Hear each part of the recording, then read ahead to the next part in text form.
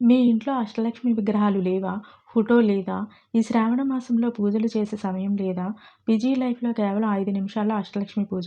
ఎంతో సులభంగా అష్టలక్ష్మిని మీ ఇంటికి పిలవచ్చు. ఈ శ్రావణ మాసంలో అష్టలక్ష్మి వైభవం అంతా మీ ఇంట్లోనే ఉంది అనే ఆనందాన్ని పొందవచ్చు. అది కేవలం 8 పసుపు ముద్దలతో. ఎటువంటి ఖర్చు లేకుండా మీ ఇంట్లో ఉండే వస్తువులతోనే. అవును, మీరు విన్నది నిజమే. 8 చిన్న పసుపు ముద్దల్లో 8 మంది లక్ష్మీ దేవతలను ఆవాహన చేసే అద్భుతమైన ప్రతీక పూజా విధానం గురించి ఈరోజు తెలుసుకుందాం. అలాగే విగ్రహం, ఫోటో లేకపోయినా ఇంకా ఇతర ఏ వస్తువులతో అష్టలక్ష్ములను ఆవాహన చేసి సులభంగా పూజ చేసుకోవచ్చు, అటువంటి విధానాలను కూడా తెలుసుకోబోతున్నారు. ఈ వీడియో చివరి వరకు చూడండి. చివరిలో ఈ పూజా గుప్త రహస్యం గురించి చెప్తాను. ముందుగా ప్రతీక పూజ అంటే ఏమిటో తెలుసుకుందాం. మనం తాళగ్రామంలో విష్ణువును, శివలింగంలో శివుడిని, పసుపు ముద్దలో గౌరమ్మని చూస్తాం కదా! దాన్నే ప్రతీక పూజ అంటారు. శాస్త్రం చెప్తుంది విగ్రహం, శాలిగ్రామం, లింగం ఇవన్నీ భగవంతుడికి ప్రతీకలే, సింబల్సే. అంటే భగవంతుడు లేని చోట ఒక పవిత్ర పదార్థంలో భగవంతుడిని చూడాలి అనే భావన ప్రతీక పూజ. మనం ఈరోజు చేయబోయేది కూడా అదే. 8 పసుపు ముద్దలను 8 లక్ష్మీ రూపాలుగా భావించి పూజించడం. ఇప్పుడు చాలామందికి ఒక సందేహం వస్తుంది. దీనికి శాస్త్రంలో ప్రమాణం ఉందా అని. ఈ పసుపు ముద్దల పూజ మనం కొత్తగా కనిపెట్టింది కాదు. శాస్త్రంలో దీన్ని పూర్తిగా హరిద్ర గణపతి తత్వం అంటారు. హరిద్ర అంటే పసుపు. ఇది ముద్గలా పురాణంలో అతితాగమం వంటి తంత్రశాస్త్రాల్లో చెప్పబడింది. 19వ శతాబ్దపు శ్రీతత్వనిధి అనే గ్రంథంలో ఉన్న సిద్ధాంతాన్ని ఆధారంగా చేసుకొని అదే పసుపులో అష్టలక్ష్ములను ఆవాహన చేయడమే ఈ విధానం. ఇది శాస్త్ర విరుద్ధం కాదు.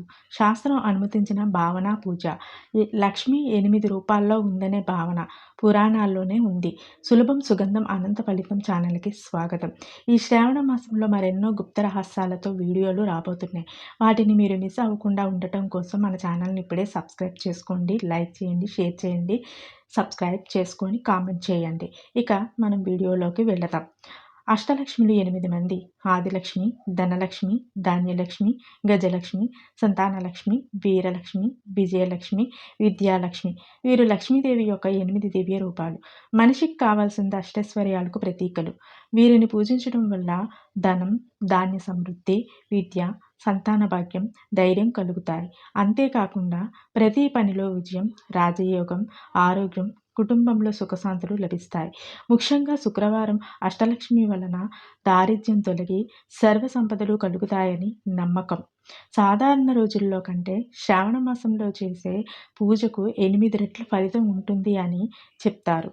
ధనలక్ష్మి వల్ల ఆర్థిక ఇబ్బందులు తొలగటం, ధాన్యలక్ష్మి వల్ల ఇంట్లో ఎప్పుడూ లేమి లేకపోవడం, సంతానలక్ష్మి వల్ల సంతాన యోగం కలగడం జరుగుతుంది. ఇక ప్రతీక పూజా విధానంలో అష్టలక్ష్మి ఆవాహన చేసి పూజ చేసే విధానం. కొంచెం పసుపును ముద్దగా చేసుకొని 9 ఉండలుగా చేసుకోవాలి.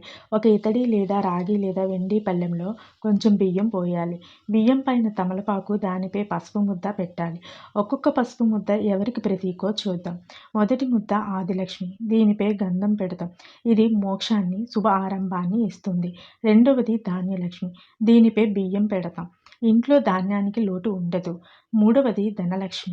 దీని పక్కన రూపాయి పెడతాం ధన ప్రవాహం కోసం. నాలుగవది గజలక్ష్మి. చిన్న ఏనుగు బొమ్మ లేదా చిన్న ఒక్క పెడతాం రాజయోగం, అధికారం కోసం. ఐదవది సంతానలక్ష్మి. పక్కన పచ్చి పసుపు కొమ్ము పెడతాం సంతాన సౌభాగ్యం కోసం.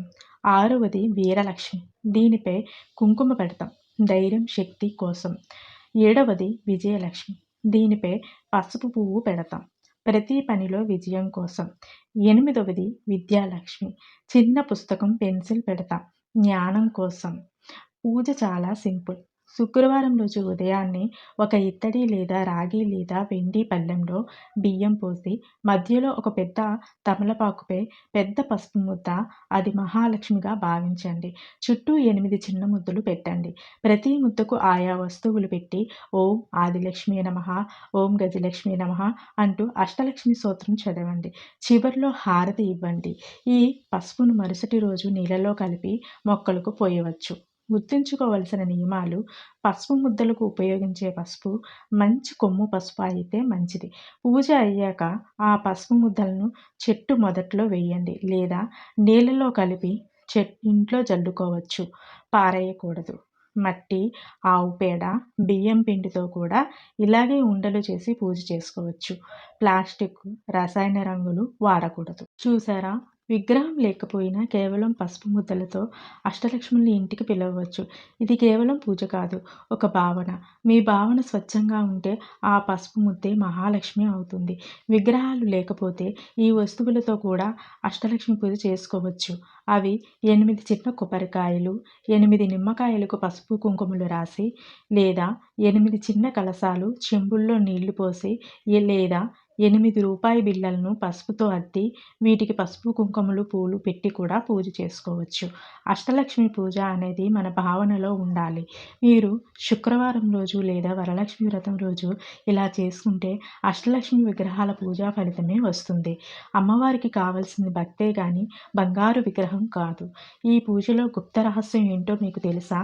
ఈ ప్రతీక పూజా విధానంలో అష్టలక్ష్ముల్ని కేవలం శుక్రవారం శ్రావణ మాసంలో మాత్రమే కాకుండా ఆదివారం ఆదిలక్ష్మి, ఆరోగ్యం మనశ్శాంతి కోసం, సోమవారం ధనలక్ష్మి, చేతిలో డబ్బు నిలవడం, అప్పులు తీరడం కోసం, మంగళవారం ధాన్యలక్ష్మి, ఇంట్లో అన్నపూర్ణ నిండుగా ఉండడం కోసం, పంటలు, ఆహారానికి లోటు లేకుండా ఉండడం కోసం, బుధవారం గజలక్ష్మి, రాజయోగం, ఉద్యోగంలో ప్రమోషన్, సమాజంలో గౌరవం కోసం, గురువారం సంతానలక్ష్మి, సంతానం కోసం, పిల్లల క్షేమం, కుటుంబ వృద్ధి కోసం, శుక్రవారం ధైర్యలక్ష్మి, లక్ష్మీదేవికి అత్యంత ప్రీతికరమైన రోజు. ధైర్యం, శత్రుభయం పోవడం, కోర్టు సమస్యలు తీరడం కోసం ఈ రోజున అమ్మవారికి ఎర్రటి పూలు, గాజులు సమర్పించాలి. శనివారం విజయలక్ష్మి, ఏ పనిలో అయినా విజయం, ఆటంకాలు తొలగిపోవడం కోసం. శుక్రవారం లేదా పౌర్ణమి రోజు విజయలక్ష్మి. వారంలో 7 రోజులే కాబట్టి 8వ రూపమైన విజయలక్ష్మిని శుక్రవారం సాయంత్రం లేదా ప్రతి పౌర్ణమి రోజున పూజిస్తారు. చదువు, జ్ఞానం, తెలివితేటల కోసం. ఒక చిన్న సూత్రం గుర్తుపెట్టుకోండి. ఏ ఒక్క లక్ష్మిని పూజించినా అష్టలక్ష్ములను పూజించిన ఫలితం వస్తుంది అని పురాణాలు చెబుతున్నాయి. మీకు వీలైతే ప్రతిరోజు ఆ రోజు లక్ష్మీ మంత్రాన్ని 108 సార్లు జపించి శుక్రవారం రోజు మాత్రం అష్టలక్ష్మి స్తోత్రం మొత్తం చదవండి. ఇంట్లో ఆవు నెయ్యితో దీపం పెట్టి కొంచెం బెల్లం ముక్క లేదా పాయసం నైవేద్యం పెడితే చాలు. చూసారా కదా, ఈరోజు మనం వీడియోలో ప్రతీక పూజా విధానము, అష్టలక్ష్ముల్ని ఎంతో సులభంగా పూర్తి చేసే విధానాలను తెలుసుకున్నాం. ఈ వీడియో మీకు నచ్చితే లైక్ చేయండి. మీరు చేసే లైక్ మాకు ఎంతో ఉత్సాహాన్ని కలిగిస్తుంది. అలాగే మీరు చేసే కామెంట్లు మాకు ఎంతో ప్రోత్సాహకరంగా కనిపిస్తాయి. ఇవి ఎంతో రీసెర్చ్ ఓరియంటెడ్గా తీసుకున్న సబ్జెక్టు. అందరికీ తెలిసిన విషయాలే వీడియో తీస్తే సులభంగా చేసుకునే విధానాలు మరుగున పడిపోతాయి అనే ఉద్దేశంతో మేము ఈ వీడియోల్ని అప్లోడ్ చేస్తున్నాము. కాబట్టి మీరు కామెంట్ చేయండి, లైక్ చేయండి, షేర్ చేయండి, సబ్స్క్రైబ్ చేసుకోండి. మీ అనుభవాలని కామెంట్లో చెప్పండి. అష్టలక్ష్ముల అనుగ్రహం మీ అందరిపైన ఉండాలని కోరుకుంటూ జై మహాలక్ష్మి.